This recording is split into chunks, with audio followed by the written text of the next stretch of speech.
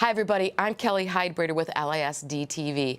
And in light of Sony Gate, where a gigantic company has been hacked from the outside and actually made it shut down a movie called The Interview, we wanted to come to our own cybersecurity specialist, Carlos Garcia, here, one of the instructors at the LISD, and explain a little bit about what happened.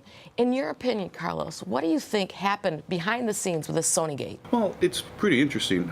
This is the first overt cyber attack that I've read in a long time.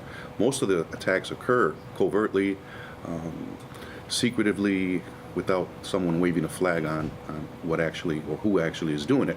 Right now, the North Koreans are being blamed, but we don't know that as a fact yet. We don't really know who to point a finger at now, but how did they get in? Like, how did that enter? How did the trigger start? Well, there's a few ways that it could have started. From what I've read, it started by getting administrative passwords from the administrators or from the executives, which is fairly easy to do. It happens every day. I'm sure a lot of the people that are watching this have heard of the Nigerian phishing email, or especially around the holidays, the FedEx email that your package couldn't be delivered, so sign in here. It's very easy to get someone's username and password if they're not aware of cybersecurity measures. Pretend like we're at a computer right now. Walk me through that. Show me what happens and show me how to protect myself. Okay, so you receive an email from FedEx or from the U.S. Postal Service or UPS saying that your package has an attempt was made to deliver your package and no one was there, so you have to sign in or click on this in order to retrieve a label for your package. So what happens then is the individual will click on it, not knowing that what it did was install malware on the computer system, or a Trojan, or something like that, that could capture your keystrokes.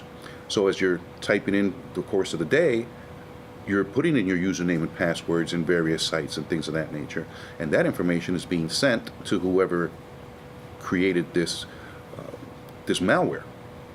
With that information, it keeps the site that you're trying to access, it keeps your username, it keeps your password, and with that information I could sign in as you very easily.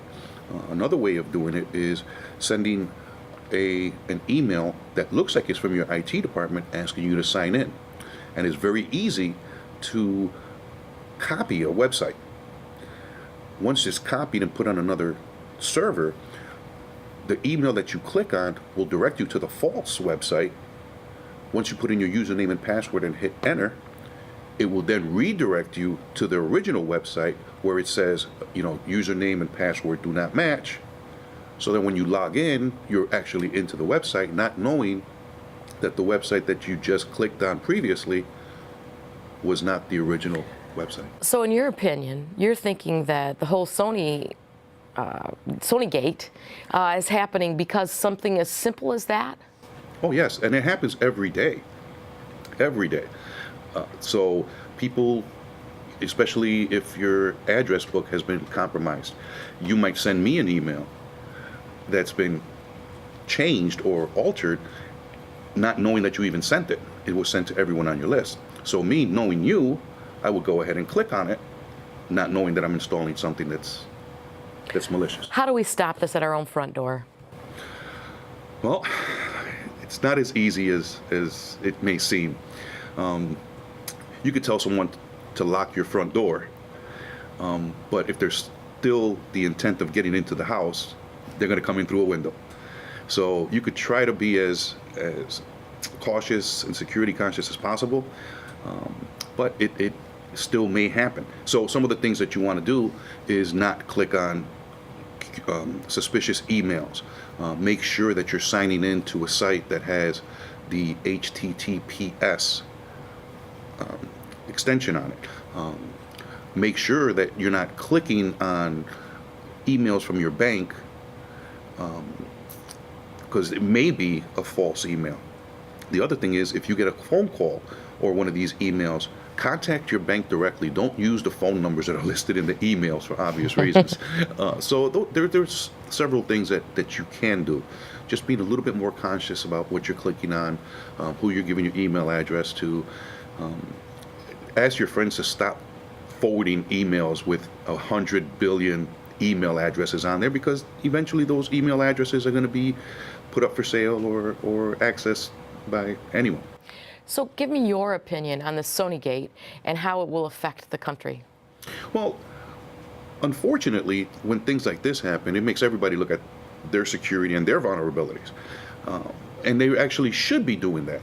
If Sony, I believe, if Sony would have had something in place for cybersecurity education of their employees, or have their files more protected, you know, and have, maybe they have had audits or not, but have those audits, cybersecurity audits, then they may not have, this may not have happened. But to me, Sony, of all media companies, gigantic. Why wouldn't they have the best of the best?